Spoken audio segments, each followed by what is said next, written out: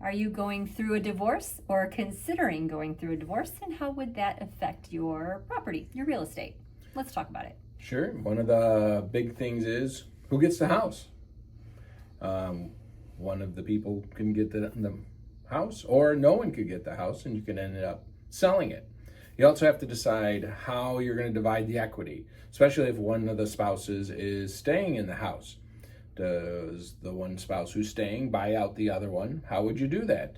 Well, you can refinance, possibly pull out the equity, pay it to the other spouse, or if you can get cash on hand or any other assets and kind of trade for the equity in the home. So what we need to find out really first, besides that, is what's the value of the house and how are we going to do that? First off, as real estate agents, we've been called in many, many times by couples that are considering a divorce or going through a divorce to find out what the value of the house is.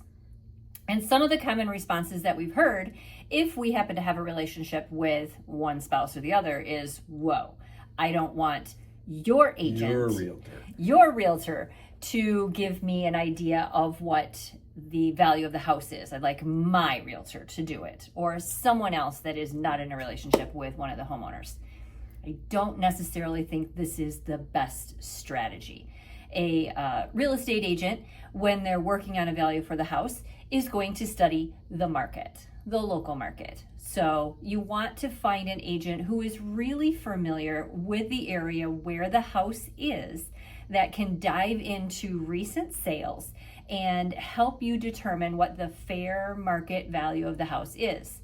And this means that hopefully that agent can get you the highest amount for that property with the least inconvenience in the least amount of time. So a fair market value for the house benefits both homeowners. And how do you find the fair market value? You have your realtor give you a market analysis. That's generally what one. Right. A lot of times both attorneys want two different realtors to give their fair market value. If everyone agrees, not a problem. Other times is you get an appraisal. Maybe the two realtors disagree, so you hire a neutral third-party appraisal and see where that comes in as well. Sometimes we've seen where both sides come up with an appraisal. They're different values, then they get a third one to try to see if they can split the difference. But usually if the values are close, everyone kind of agrees and the attorneys are okay with it, and then you can move on. Yes. So if both parties are on the title, the mortgage, they're both going to have to sign all those listing documents anyway. So coming to an agreement is going to be helpful in this situation. But I want to reiterate, if you can at all possible, make sure that you are finding someone local that understands the market, that can help you find the market value. And what happens if one of the owners doesn't want to sell? We unfortunately see that quite often. Well, our suggestion is work it out. Figure it out, and this way the judge doesn't have to decide if you sell or not. Remaining calm in these situations to the best of your ability is going to work to your advantage.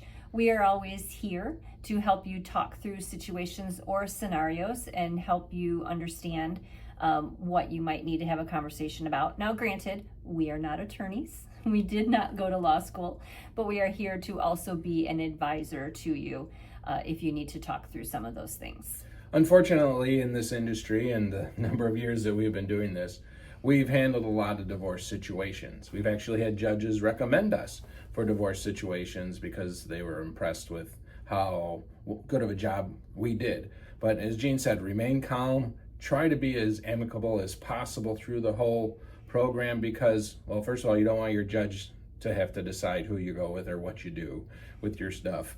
But also, unfortunately, that means the attorneys will then be butting heads and they'll be making a lot of money because you can't get along and figure things out.